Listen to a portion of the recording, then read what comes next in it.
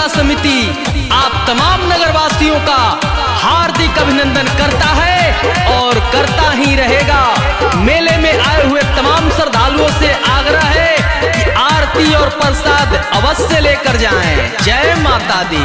हमके मिलवा में घुमादा हो ये राजा जी, हमके मिलवा में घुमादा हो ये राजा जी।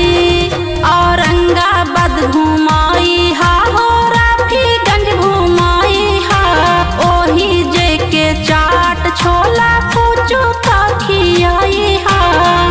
कि गाड़ी बुक करवाता हो ये राजा जी, संगे